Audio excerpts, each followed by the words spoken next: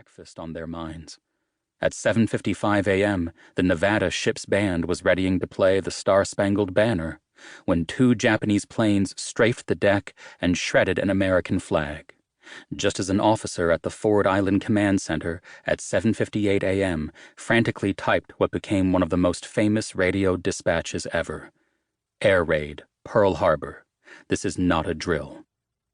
At the same moment, an ensign using binoculars aboard the battleship Arizona stared at Japanese planes, unimpededly dropping one bomb after another onto Ford Island, before he broke to sound the ship's three-blast alarm signaling an air raid, a howling siren that made its way throughout the 600-foot-long destroyer. Men on other ship decks, too, gaped at the aerial savaging of airfields, until something else caught their eyes. Slender black masses in the waters below, racing toward them, which the seamen instantly identified as shallow-water torpedoes, bombs that had splashed into the water from low-flying Japanese dive bombers and were now speeding toward their battleships, the Oklahoma, West Virginia, Nevada, California, and Arizona. The Oklahoma's hull was struck, sending everything inside toppling, from tables and dishes to sailors and weaponry, including massive shells that broke free and crushed men in their path, the torpedoes creating breaches through which ocean waters rushed and continued into hatches, down ventilator shafts, and through any other open passageway, flooding the ship so that it listed and began to sink.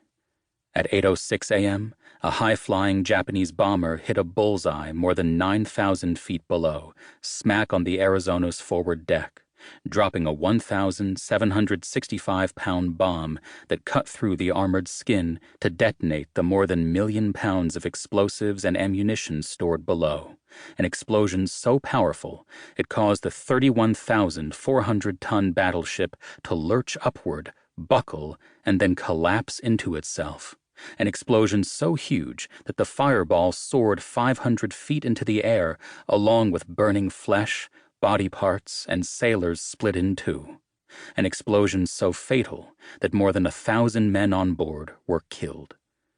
By 8:50 a.m., the catastrophic first wave of attack planes was followed by a second, as 167 additional Japanese fighters and bombers continued the relentless horror in the harbor and increased the count of American dead and wounded, until the surprise assault finally ended a full 2 hours and 15 minutes after it had begun.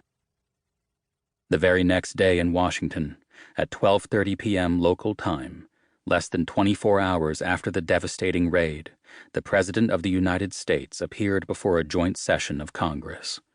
Looking drawn, Franklin Delano Roosevelt stood at a lectern packed with microphones, his voice crackling as it was broadcast on radio to all of America.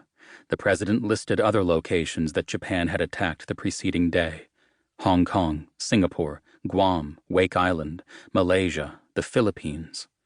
And as for the deadly assault on Pearl Harbor, he said, "Yesterday, December 7th, 1941, a day which will live in infamy, the United States was suddenly and deliberately attacked by naval and air forces of the Empire of Japan."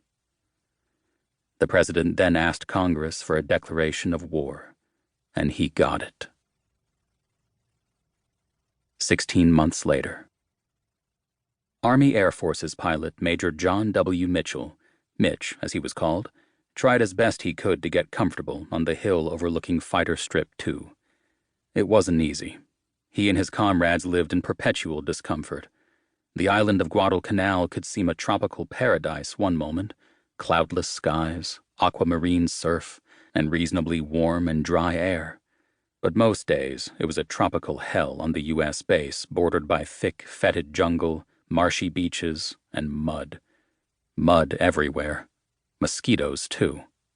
Mitchell's home atop the airfield was a canvas tent with a cot and mesh netting that hardly served as a solid line of defense against the malaria-carrying insects. Secretary of the Navy Frank Knox, after a recent trip to Guadalcanal, had told reporters, "One of our greatest enemies is malaria." In 1 month alone, nearly 2,000 men had been hospitalized with it, and the flu-like illness wasn't the only invisible jungle disease lying